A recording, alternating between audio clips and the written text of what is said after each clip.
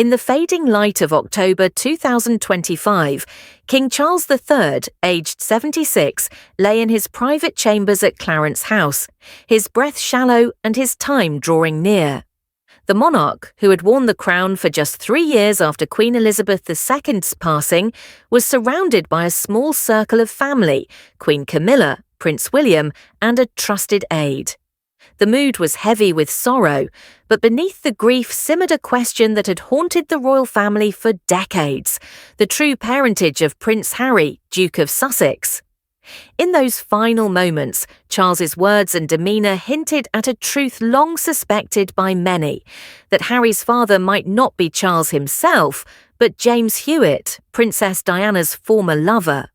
Though no explicit confession was recorded, the king's subtle actions and murmured regrets seemed to weave a narrative of acknowledgment, leaving the world to ponder what he meant. To grasp the weight of Charles's final days, we must return to the 1980s, when his marriage to Diana, Princess of Wales, unravelled under the glare of public scrutiny. Their 1981 wedding, a global spectacle, promised a fairy tale, but reality was far harsher. Charles, bound by duty, remained tethered to Camilla Parker Bowles, while Diana, radiant but fragile, sought solace elsewhere as the marriage faltered. By the mid-1980s, both were entangled in extramarital affairs, with Diana's relationship with James Hewitt becoming one of the most scrutinised. Hewitt, a charismatic cavalry officer born in 1958, entered Diana's life around 1986 as her riding instructor. Their affair, which Diana later confirmed in her 1995 Panorama interview, lasted until about 1991. "I was in love with him," she said, her candour shocking at the time. Hewitt, with his reddish hair and rugged charm, bore a resemblance to the young Prince Harry that fueled relentless speculation. Harry, born on September 15, 1984, arrived before the affair's reported start, a fact Hewitt and others cited to dismiss rumours of his paternity. Yet the whispers endured, amplified by Harry's features, his ginger hair, freckles, and broad smile, which seemed to echo Hewitt's more than Charles's or Diana's. As Charles faced his mortality in 2025, his thoughts turned to the past.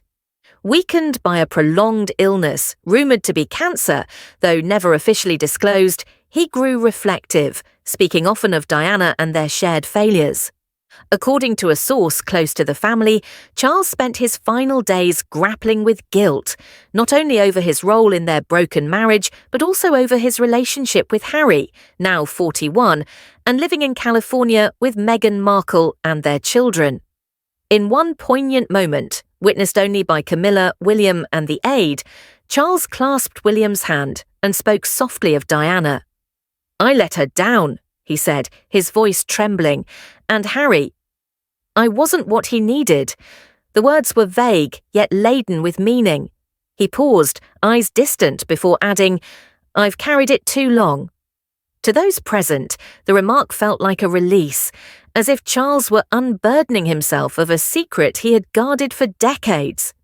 He never named Hewitt, nor did he say outright that Harry was not his son. But his tone, coupled with a fleeting glance at a photograph of Diana on his bedside table, suggested a deeper truth, one that aligned with the rumours of Harry's origins. Charles's actions in those final days added layers to the mystery. He requested a private moment with Harry's letters, sent years earlier during happier times, and was seen tracing the handwriting with a wistful smile. He also asked for a biography of Diana to be read aloud, pausing at passages about her loneliness in the 1980s. These gestures, subtle but deliberate, seemed to point to an unspoken acknowledgement. Why dwell on Diana's pain and Harry's distance, if not to reconcile with a truth he had long avoided? The question of Harry's paternity hinges on timing. Most accounts place Diana's affair with Hewitt starting in 1986, 2 years after Harry's birth. Hewitt himself, in a 2002 interview, was emphatic. There is no possibility whatsoever that I am Harry's father. I met Diana when he was already walking. Official records and Diana's own statements support this timeline, as do the Spencers' history of red hair, which could explain Harry's appearance. Yet doubts persist, fueled by gaps in the narrative. Some biographers, like Tina Brown, have suggested Diana's unhappiness in 1984 made her open to earlier connections, though no evidence confirms a pre-1986 meeting with Hewitt. Charles' own behaviour during Harry's childhood, distant at times, more formal than with William, added grist to the rumour mill. In Spare, Harry's 2023 memoir, he recalled Charles' awkwardness, writing, "Pa wasn't one for hugs, not with me. Was this merely a clash of personalities or a sign of something deeper?" Charles' final words offered no clarity, only a shadow of implication. The impact of Charles' veiled hints rippled through the House of Windsor. William V faced a delicate moment. He had long supported his father's silence on personal matters, but the public's appetite for answers grew insatiable. Posts on X reflected the divide.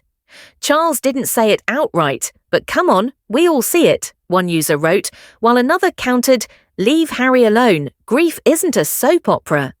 William, protective of the monarchy's stability, reached out to Harry privately, though no public statement followed. In Montecito, Harry and Meghan maintained their silence. Friends described Harry as reflective, poring over old photos of his mother and rereading Spare. If Charles's words reached him, they seemed to stir more questions than answers. Meghan, focused on their children, Archie and Lilibet, reportedly urged Harry to avoid the media storm. Yet insiders speculate that Harry, always candid, might one day address the rumours himself, perhaps in a new book or interview. James Hewitt, now in his late 60s and living quietly in Devon, offered no comment on the renewed speculation. His past denials remain his official stance, and his withdrawal from public life suggests a man weary of scrutiny. Once a tabloid fixture, Hewitt faced criticism for profiting from Diana's letters, a choice that tarnished his image. If Charles's hints point to truth, Hewitt's silence could be a shield, for himself or for Harry. Diana's memory looms large in this saga. Her love for Harry was fierce, her pride in him unwavering. In her Panorama interview, she sidestepped paternity rumours, focusing instead on her son's futures. If Charles's final reflections indeed gestured toward Hewitt, they also underscored Diana's strength. She navigated a loveless marriage and public betrayal, yet raised Harry with devotion. For Harry, any truth about his origins would likely deepen his bond with her, not diminish it. Charles never said, "Harry is Hewitt's son," but his regrets, his focus on Diana's pain, and his poignant farewell to Harry's memory spoke volumes. Was it guilt over a failed marriage, or a quiet nod to a truth he could no longer carry? The answer lies in the space between his words, a puzzle for history to unravel.